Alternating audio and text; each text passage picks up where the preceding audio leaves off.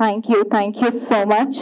In the Chandrasekhar Rathod గారిని మాట్లాడవలసిందిగా సవినయంగా రిక్వెస్ట్ చేస్తున్నాం. అట్లీస్ట్ ఇప్పుడైనా మాట్లాడవలసిందిగా కోరుతున్నాం. ఇక్కడికి వచ్చిన అందరికీ పెద్దలందరికీ thank you so much sir. This means a lot for me and media వాళ్ళకి అండ్ ఫ్రెండ్స్ ఫ్యామిలీ సపోర్ట్ చేయడానికి వచ్చిన ప్రతి ఒక్కరికి థ్యాంక్ యూ సో మచ్. నాకు మా పిఆర్ఓ గారు 2 నిమిషాలు 3 నిమిషాలు మాట్లాడమని చెప్పారు. దాని తర్వాత కెమెరాలు బంద్ చేస్తారని చెప్పేసారు. కానీ నాకు ఈ జర్నీ స్టార్ట్ అయిందేమో చాలా పెద్దది, చెప్పకపోతే నాకు హర్టింగ్గా ఉంటుంది అది. సో మీరు కెమెరాలు బంద్ చేసుకున్న పర్లేదు సార్, నేను చెప్పాలి ఇక్కడ అందరి గురించి. సో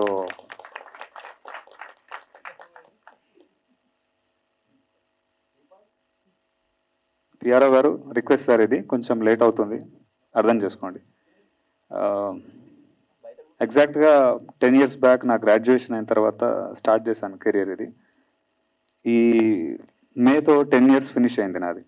ఈ కెరియర్ చూస్ చేసుకొని నేను ఎలా వెళ్ళాలి, నా 3rd yearలో అనుకుంటా, బీటెక్ 3rd yearలో నా ఫ్రెండ్స్ అందరూ గేట్ జిఆర్ఈ ఏదేదో అప్లై చేస్తున్నారు. నేనేం చేయాలో నాకు తెలియదు. అప్పుడు మనసుకు నచ్చిన పనే చేద్దామని ఆ రోజు ఫిక్స్ అయ్యాను.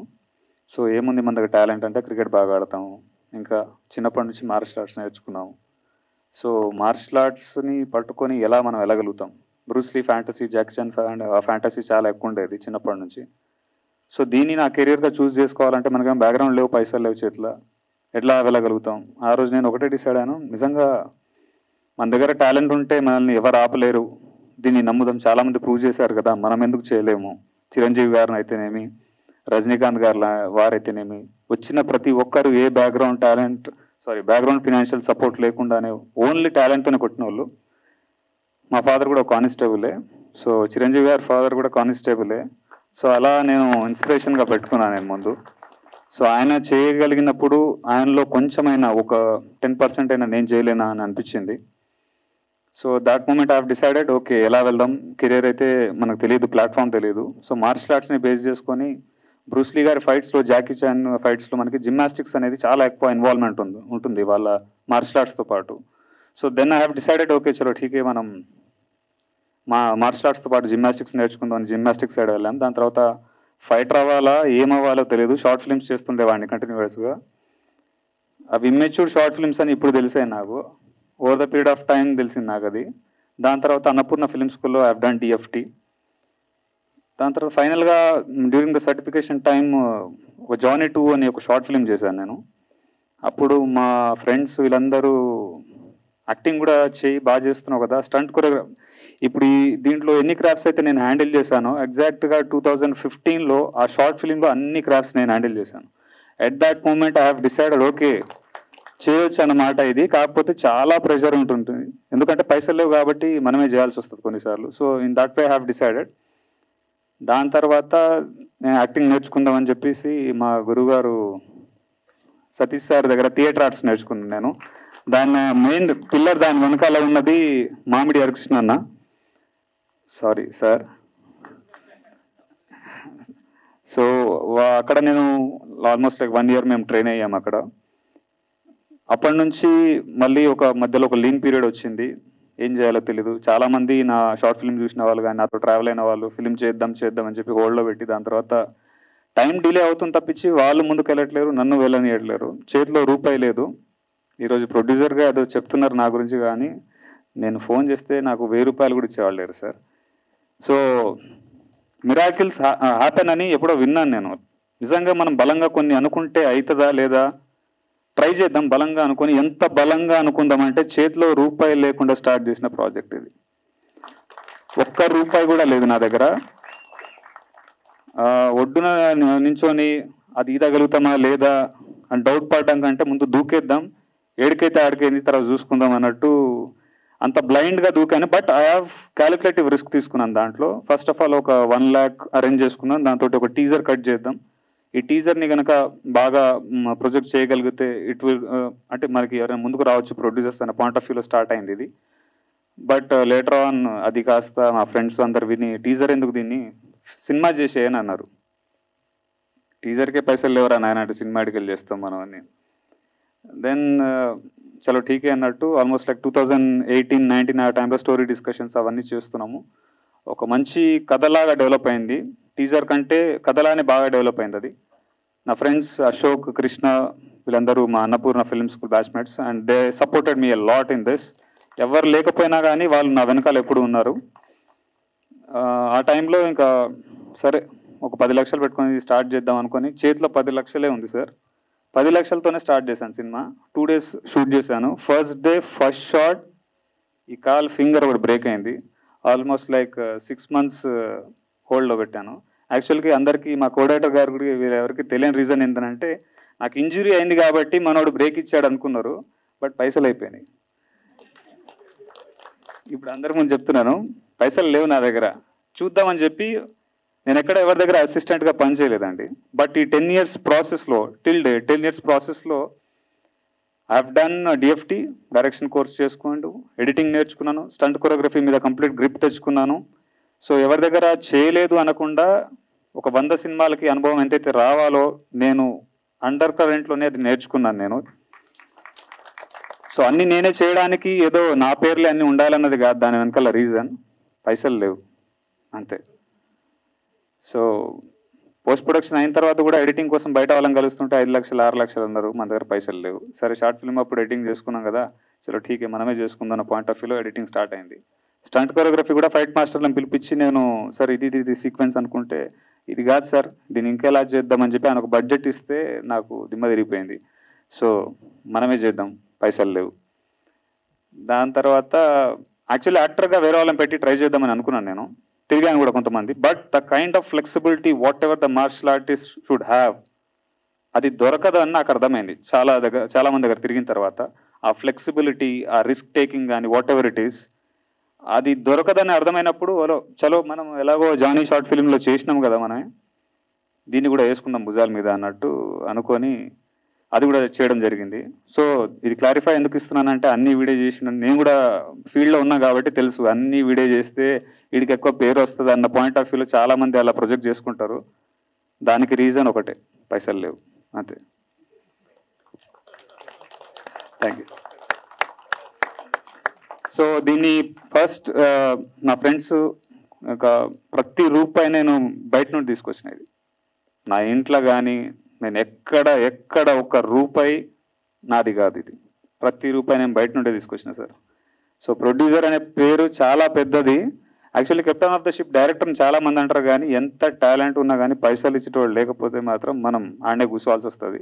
చాలామందిని చూస్తున్న నా ఫ్రెండ్స్ కూడా స్ట్రగుల్ అయ్యే వాళ్ళు ఒక రైట్ ప్రొడ్యూసర్ కోసం కానీ మన కథని పిచ్ చేయడానికి కానీ ఖచ్చితంగా ఒక ఫినాన్షియల్ ప్రొడ్యూసరే కావాల్సి వస్తుంది.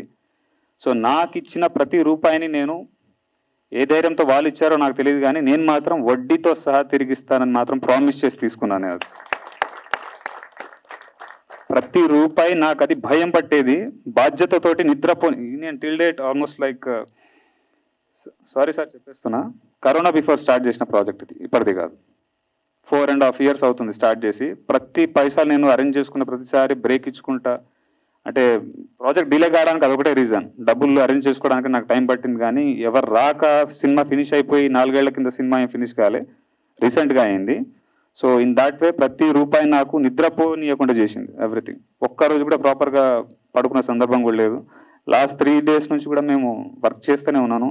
మా డిస్ట్రిబ్యూటర్ గారు నాకు నిన్న నైట్ తిట్టిండు బాగా, 3 రోజులు అవుతుంది పడుకోక, వెళ్ళి ఈరోజు రెస్ట్ తీసుకొచ్చింది నేను చూసుకుంటా పనులని అన్నాడు. రాదు సార్ అది నాకు, ఈ పని ఉంటే ఈ బ్రెయిన్ అంతా పనిచేస్తూనే ఉంటుంది.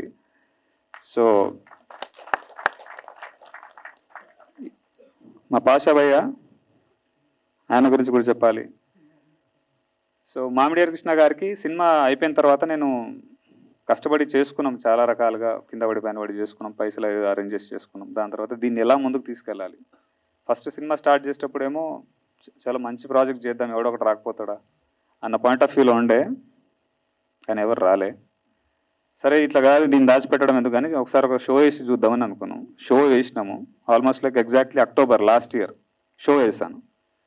షో వేస్తే చాలామంది అప్రోచ్ అయ్యారు. నన్ను అప్రోచ్ అయిన ప్రతి ఒక్కరూ మనకి ఎంతకిస్తావు, రైట్స్ అని రాయించుకుంటాం, ఇలా డిఫరెంట్ ఆఖరికి నన్ను ఎలాంటి స్టేజ్కి తీసుకెళ్ళిపోయారు అని అంటే ఇంకా నాకు వేరే ఆప్షన్ లేదేమో అన్న స్టేజ్కి నన్ను తీసుకెళ్ళిపోయారు. అలాంటి టైంలో చలో టీకే ఇచ్చేద్దాం, ఇంతేనేమో, ఎంత కష్టపడ్డా ముందుకు పోలేమేమో అనిపించింది. సరే ఇది బయటకైతే వస్తుంది కదా, మన పేరైతే వస్తుందేమో, నెక్స్ట్ ఛాన్స్ వస్తుందేమో అని ఇచ్చేద్దామని కూడా డిసైడ్ అయిపోయాను. ₹1 రాకపోయినా పర్లేదు ఇచ్చేద్దామని అంత ఇదిగా కూడా డిసైడ్ అయిపోయాను. అప్పుడు వచ్చారు మామిడి హరికృష్ణ అన్న. చెప్పాలి భయ్య, అందరి గురించి టైం పడుతుంది ప్లీజ్. ఇది నా ఫస్ట్ ఇది నేను చెప్పడం అందరి గురించి. మామిడి హరికృష్ణ అన్న గారు ఆయన చూశారు ఆ రోజు ప్రాజెక్టు. చూసి దాని తర్వాత ఆయనకున్న ఇన్ఫ్లుయెన్స్, ఆయనకున్న సర్కిల్ని ఆయన లైఫ్లో ఇంతవరకు ఎప్పుడైనా వాడిండో లేదో కానీ నా కోసం చాలా వాడిండు. So thank you so much sir for that. Thank you so much. ఆ రోజు నేను సార్ ఇద్దరం మాట్లాడుతున్న టైంలో పాషాబాయ్ పక్కనే ఉన్నాడు. నాకు వచ్చి జనరల్గా పరిచయం చేసుకున్నాడు. నాకు నేను వచ్చి అన్న బ్రో మీ సినిమా చూసినా చాలా బాగుంది. ఓకే బ్రో, నేను అంతే అన్నా. దాని తర్వాత నేను అన్న ఏదో డిస్కషన్లో ఉన్నాం. యాక్చువల్లీ నన్ను మా అమ్మని కూడా అడగను సార్, అడగంది అన్నం బెటర్ అని ఒక సామెత ఉంటుందిగా, ఇంట్లో వాళ్ళని కూడా అడగను నేను జనరల్గా. ఎక్కువ అడగడం మీరే నేర్పించారు, అందుకే ఎక్కువసార్లు మిమ్మల్ని అది కూడా మీరే అలవాటు చేసారు నాకు. అది ఎప్పుడు వెళ్ళినా ఎంత బిజీగా ఉన్నా సార్ డోర్లు ఎప్పుడు తెరిచే ఉంటాయి. Thank you sir. నా లాంటి వాళ్ళు అందరు మీకు రుణపడి ఉంటారు సార్. అలాంటి టైంలో పాషాబాయ్ ఉన్నాడు అక్కడ పక్కనే. మేము ఏదో డిస్కషన్లో సార్ నాకు దిల్రాజు కావాలి, నాకు వాళ్ళు కావాలి, వీళ్ళు కావాలి అంటే అట్లా కాదన్నా అని ఆయన నాకేదో చెప్తున్నారు. సడన్గా పాషాబాయ్ పక్క నుంచి సాయి మాధవ్ గారి దగ్గర ఫ్రైడే వెళ్తున్నా నా తీసుకెళ్ళినా అని అన్నారు. నాకు సాయి మాధవ్ గారు అంటే సారీ నేను ఫీల్డ్లో ఉన్నా కూడా నాకు తెలియదు ఆ మూమెంట్ వరకు, ఆయన చెప్పేంతవరకు. బుర్రా సాయి మాధవ్ గారు is a famous screen writer. కల్కి, మనకు RRR, next coming game changer, వీటన్నిటికీ ఆయన బిగ్గెస్ట్ స్క్రీన్ రైటర్. ఆయన దగ్గరికి తీసుకెళ్ళాడు అని పాషాబాయ్. ఆయన టీజర్ చూశాడు. చూసిన తర్వాత ఇమీడియట్గా ఐ సెడ్ నేను సినిమా చూస్తా, టీజర్ బాగుందిలే కానీ సినిమా బాగుందో లేదో నాకు తెలియదు, నేను సినిమా చూస్తా అని చెప్పాడు. ఒక 1 వీక్, 10 డేస్, 15 డేస్, 30 డేస్ అయిపోయింది. ప్రతిరోజు నేను పాషాబాయ్కి మెసేజ్ పెట్టాను, బ్రో వాట్ హ్యాపెన్ అని. అక్కడ నుంచి ఏ రిప్లై లేదు. ఐ వాజ్ ఆల్సో వెయిటింగ్ అన్నది. That moment one fine day ఆయన చూశారు సినిమాని. చూసి చాలా బాగా చేసావు ఇంతే చెప్పాడు. ఇది కరెక్షన్స్ చిన్నవి చేసుకో అని చెప్పి వెళ్ళిపోయాడు. మళ్ళీ ఒక 1 మంత్ పట్టింది. ఆ 1 మంత్ ప్రాసెస్లో పాషాబాయ్ని రోజు టార్చర్ పెట్టే వాళ్ళు ఎవరు ఉన్నారో లేదో నాకు తెలియదు కానీ నేనే ఎక్కువ పెట్టినట్టున్నా. వన్ ఫైన్ డే ఇది కాదేమో, ఇంక అవ్వదేమో, సార్ని కూడా ఎందుకు ఇబ్బంది పెట్టడం, నాకు జనరల్గానే అడగడం చాలా ఇబ్బందిగా ఉంటుంది, ఇంకా ఈయన ఇంత పెద్ద ఆయన్ని ఇబ్బంది పెట్టడం కరెక్ట్ కాదేమో అని చెప్పేసి స్ట్రైట్గా నేను రవీంద్ర భారతిలో టీజర్ లాంచ్ అని డేట్ ఒకటి అనౌన్స్ చేసేసిన. నేను జాన్ 26, 28 సంథింగ్ ఆ టైం అరౌండ్లో. అప్పుడు నాకు ఒక ఫోన్ కాల్ వచ్చింది. సాయి మాధవ్ గారు ఉంటే ఆయన ముందే చెప్పేవాడిని. సాయి మాధవ్ గారి వాళ్ళ బ్రదర్ నాకు కాల్ చేశాడు, అంటే పాషాబాయ్తో ఫోన్లోంచి నాకు చేశాడు. ఒక 5 minutes మాట్లాడండి సార్. ఒక 5 minutes నాతో మాట్లాడాడు. నేను పిచ్చోడుగా నువ్వు ఎందుకు తొందరపడుతున్నావు, అన్న నీ గురించి ఏం చెప్పాడో తెలుసా అని చెప్పి ఒక 5 minutes మాట్లాడాడు. అది ఏం చెప్పాడో నేను చెప్పను, it will remain in my hearts. ఆయన చెప్పిన ప్రతి మాటని నేను నిజం చేస్తాను, ఇది నేను ప్రామిస్ చేస్తున్నాను. అంటే సక్సెస్ అనేది ఎలా ఉంటుంది అనేది నాకు తెలియదు. జనరల్గా కొంతమంది డబ్బు అంటారు, కొంతమంది అనుకున్న గోల్ రీచ్ అయిపోయినప్పుడు అనుకోవచ్చు, ఇంకేమో నాకు తెలియలేదు. అది ఎప్పుడు కష్టపడడం తెలుసు కానీ డబ్బులు చూశాను. సక్సెస్ ఎలా ఉంటుంది అని అంటే ఆయన 5 minutes నాతో ఫోన్లో మాట్లాడుతున్నప్పుడు నా హార్ట్ ఒక రేంజ్లో కొట్టుకుంటుంది. It was like I was completely blank. నా గురించి ఇంత గొప్పగా చెప్పాడా నా వెనకాల, అదేదో నాకు చెప్తే అయిపోయేది కదా, నేను ముందు నుంచి జర ఫ్రీ అవుతుండే అనిపించింది. సో దాని తర్వాత దాన్ని టేక్ ఆఫ్ చేసి మా డిస్ట్రిబ్యూటర్ గారి దగ్గరికి ఈ సినిమా వచ్చింది. ఆయన కూడా ఫస్ట్ పిలిపించి టీజర్ చూశారు. డిస్ట్రిబ్యూటర్ గారు ఉండి సార్ మీరు చూసి సర్టిఫికేట్ ఇచ్చిన తర్వాత ఇంకా మేము చూడడం ఎందుకు అన్నారు ఆయన నా ముందే. సాయి మాధవ్ గారు లేదు మీరు ఖచ్చితంగా చూడండి ఈ సినిమా అంటే ఆయన చూశారు. చూసిన తర్వాత చూశాడు, నచ్చింది అన్నాడు. దాని తర్వాత ఇది ఒక స్టార్ హీరో కిడ్కి ఈ సినిమా పడుంటే ఎట్లుంటుండే తెలుసా చందు అన్నాడు. అంటే మనం అంటే నేను సరిపోలేదా లేకపోతే స్టార్ హీరో కిడ్డే కావాలా అన్నది నాకు అర్థం కాలేదు మూమెంట్లో. చెప్పేసి సరే నువ్వు నేను మళ్ళీ కాల్ బ్యాక్ చేస్తా అని చెప్పి వెళ్ళిపోయారు. దాని తర్వాత కంటిన్యూస్గా ఆయన ఫాలోఅప్ చేయడం, మన ఫైన్ డే ఆయన పిలిపించి దీన్ని ఇంకా నేను టేక్ ఆఫ్ చేస్తాను చందు, దీనికి వెళ్దాం ముందుకు దీనికి అన్నట్టు ఆయన దీన్ని భుజాల మీద తీసుకున్నారు. Thank you so much sir. నన్ను కంప్లీట్గా రైట్స్ అన్ని రాసిచ్చేయి, ₹1 నీకు రాదు అని అంటే కూడా నేను దాన్ని కూడా తెగించి కూర్చున్నా. ఎక్కడికైతే ఆడికి ఈ సినిమాలో పైసలు రాకపోయినా పర్లేదు, నేను గుర్తుండేలాగా చేసిన అని అనుకుంటున్న ప్రాజెక్ట్. నెక్స్ట్ ప్రాజెక్ట్ వస్తే మాత్రం తీసుకున్న అప్పులన్నీ తీర్చేద్దామని మాత్రం అనుకున్నాను, దీనికి వచ్చినా రాకపోయినా కానీ. కానీ ఇలా అందరు నన్ను అడిగారు సార్. నన్ను ఏ స్వార్థం లేకుండా అడిగిన వ్యక్తి అచ్చిబాబు గారు, డిస్ట్రిబ్యూటర్. Thank you sir. అంటే నేను ఏదైతే నమ్మినానో 10 ఏళ్ల కింద టాలెంట్ ఉంటే సరిపోతుంది, ఎవరో ఒకరు ముందుకు వస్తారని నేను అనుకున్నాను. ఈరోజు వీళ్ళందరూ నా కోసం వచ్చారు. వీళ్ళందరూ నా కోసం వచ్చారు. Thank you sir. సార్ మీరు ఎక్కడి నుంచి సార్?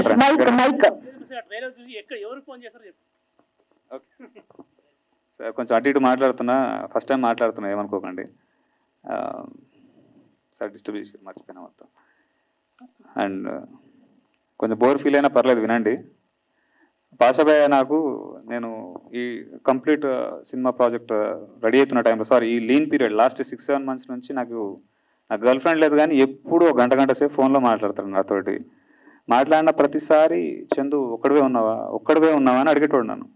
నాకు అర్థం కాకపోయేది, ఎందుకు నన్ను అడుగుతున్నాడు ఇట్లా ప్రతిసారి, ఒక్కడివే ఉండకు అనేటోడు. ఎందుకు చెప్తున్నాడు ఈ మనిషి అంటే, దాని తర్వాత మన ఫైండ్ నాకు అర్థమైంది ఏంటంటే, ఇంత స్ట్రెస్లో ఎక్కడైనా వీక్ మూమెంట్లో నేను ఏమైనా చేసుకుంటానేమైనా భయం ఆయనకు ఉందని నాకు అర్థమైంది. లాస్ట్ 4.5 years ప్రాజెక్ట్లో చూశాడు నన్ను, చాలా దగ్గర నుంచి చూశాడు. ఫినాన్షియల్ ప్రాబ్లమ్స్ అన్నీ చూశాడు. నాకు ఎన్ని ఫోన్ కాల్స్ వస్తున్నాయి, ఎంతమంది అప్పులలో ఫోన్లు చేస్తున్నారు కూడా ఆయనకు అర్థమైంది. ఎక్కడైనా వీక్ మూమెంట్లో వీడైనా చేసుకుంటాడా అనే భయంతో ప్రతిరోజు వాంటెడ్లీ నన్ను కలిసేవాడు. వాంటెడ్లీ నాతోటి ఫోన్లో గంటలు మాట్లాడేవాడు. భయ్య ఒక్కటి చెప్తా, నేను మీకు చెప్పలేదు, మీరు ప్రతిసారి అట్లా అడుగుతున్నప్పుడు నేను కూడా ఎప్పుడు ఓపెన్ అప్ అవ్వలేదు. అలాంటి వీక్ మూమెంట్స్ రాదు. ఎందుకు రాదు నాకు అని అంటే, తీసుకున్న ప్రతి రూపాయి నేను ఇవ్వాలి, అది తప్పించుకోను. నేను కష్టం వచ్చింది కదా అని భయపడి అయితే పారిపోను. అంటే జనరల్గా నేను బిలీవ్ చేసేది ఏంటంటే, యుద్ధం మొదలుపెట్టాక భయపడి మధ్యలో పారిపోయాడు వీరుడు కాదని చిన్నప్పుడు ఎప్పుడో విన్నా. 10 ఏళ్ల కింద మొదలు పెట్టుకున్న ఈ యుద్ధాన్ని, ఎవరితో కాదు నాతో నాకు జరిగే యుద్ధాన్ని అట్ ఎనీ కాస్ట్ దాన్ని ఫినిష్ చేస్తా. తీసుకున్న ప్రతి రూపాయిని తిరిగి ఇవ్వాలి. ఈ బాధ్యత, ఈ భయం నా దగ్గర ఉన్నప్పుడు నాకు అలాంటి నెగిటివ్ థాట్స్ కానీ week thoughts Rao. But thank you so much bro for showing so much care for me. And రీసెంట్గా నేను మా డిస్ట్రిబ్యూటర్ మీద కూడా చాలాసార్లు నేను అరిచినట్టున్నాను. నేను రీసెంట్గా నా ఫ్రస్ట్రేషన్ కూడా చూపించాను, కానీ ఆయన భరించిండు. చాలా చేసుకోపోని సినిమా అని అంటాడేమో అని అనుకున్నాను. అయినా కానీ నేను రెడీగానే ఉండేదానికి, చాలా ఓకే ఇంకో ప్రాబ్లం, ఇంకో కష్టం వచ్చి ఉంటుందేమో నెత్తి మీద అని అనుకునేవాడిని. కానీ ఆయన చాలా ఓపికగా భరించి ఈ సినిమాని నన్ను నమ్మి, ఏ బ్యాక్గ్రౌండ్ ఏ సపోర్ట్ లేకపోయినా నాలాంటి వాడిని నమ్మడం సార్, ఇది నా ఒక్కడు నమ్మినట్టు కాదు. మీరు రేపు నాలాగా చాలా మంది వస్తారు సార్. ఇంతమంది ఈరోజు నా వెనకాల నిలబడుతున్నారంటే మీలాంటి వాళ్ళు, వీళ్ళందరూ ఉన్న రోజులు ఎవరో ఒకరు కొత్త వాళ్ళు రావడానికి స్కోప్ ఉంటుంది sir. Thank you so much sir for that. This means a lot for me. 1 rupee లేకుండా స్టార్ట్ చేశాను కదా, నాకు 2.5 crores దాటింది సినిమా.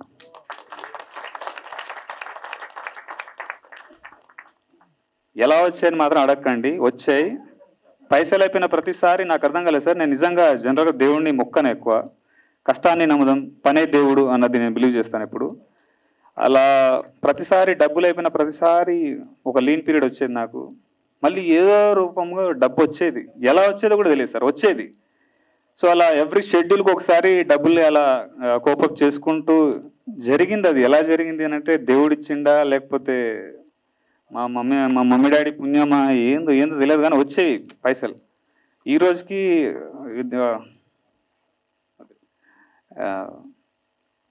అండ్ సరే బోర్ కొడుతుందేమో మీకు. అండ్ ఫైనల్లీ ఈ ప్రాజెక్ట్ని టేక్ ఆఫ్ చేసిన తర్వాత నుండి ఇంకా రీసెంట్గా విజేంద్ర ప్రసాద్ గారిని కలిసాము. మామిడి అన్న ఫోన్ చేసి ఒకసారి ఇలా వస్తారు, యాక్చువల్లీ ఆయన రావాల్సింది, ఆయన సడన్గా వేరే ప్రోగ్రామ్ ఉండి ఆయన రాలేకపోయాడు. సో వాళ్ళని పంపించండి ఒకసారి, నేను మాట్లాడతాను, చూస్తాను అని చెప్పి బెస్ట్ విషెస్ చెప్తాను, పిలిపి అంటే నేను వెళ్ళాను మేమందరం కలిసి. ఆయనకి జస్ట్ మా ఇంటెన్షన్ ఏంటంటే పోస్టర్ లాంచ్ చేసి ఒక చిన్న బైట్ తీసుకుని వచ్చేద్దామని అనుకున్నాము. సో అలానే పనిలో పని ఒక టీజర్ చూపిద్దాం అన్నట్టు టీజర్ చూశాడు ఆయన.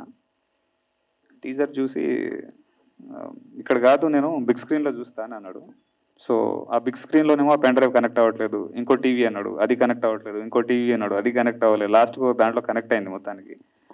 చూసి దాని తర్వాత పోస్టర్ లాంచ్ అయింది. నాకు పాజిటివ్ వైబ్, ఒక మనిషికి ఆరా ఉంటుందని సంగతి మనం వింటూ ఉంటాం జనరల్గా. ఆయన నా పక్కన ఇలా నించున్నాడు సార్. నేను అక్కడ వెళ్ళిన పని మర్చిపోయాను యాక్చువల్గా. ఆయన నన్ను ఇలా చేయి పట్టుకొని ఇలా ఇలా ఇలా తిప్పుతున్నాడు. దేనికి తిప్పుతున్నాడు ఈ మనిషి అని నేను అనుకుంటున్నా. హగ్ చేసుకున్నాడు. Hug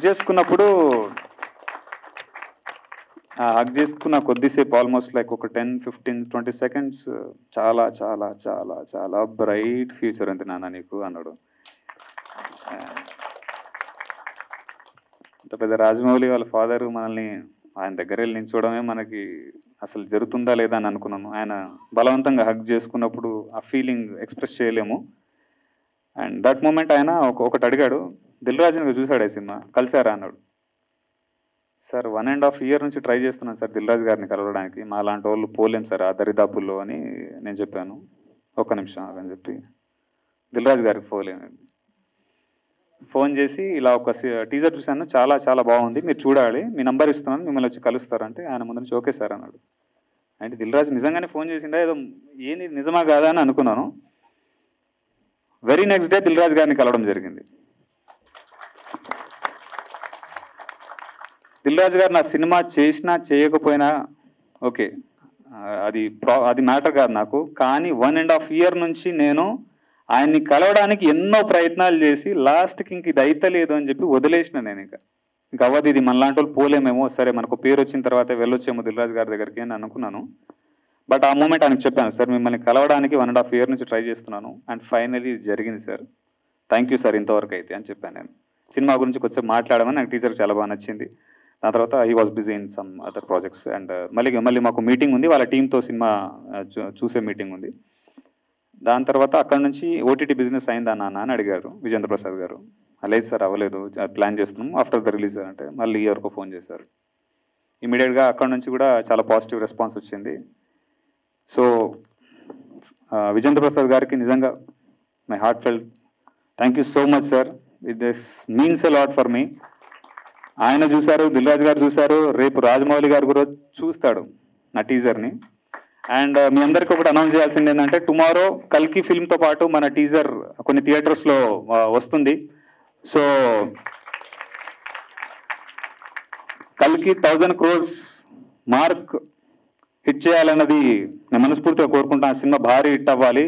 this is our film. Hollywood రేంజ్లో మన డైరెక్టర్ నాగశ్విన్ గారు కానీ హోల్ టీమ్ అందరు ట్రై చేశారు. ఆ సినిమా పెద్ద బ్లాక్ బస్టర్ అవ్వాలని మనస్ఫూర్తిగా కోరుకుంటాను. అట్ ద సేమ్ టైం మన టీజర్ని కూడా మీరు దాంతోపాటు చూడాలి అని అందరినీ కోరుకుంటున్నాను. And finally thank you so much sir, మీ అందరు టైం తీసుకున్నాను. Thank you sir, thank you so much.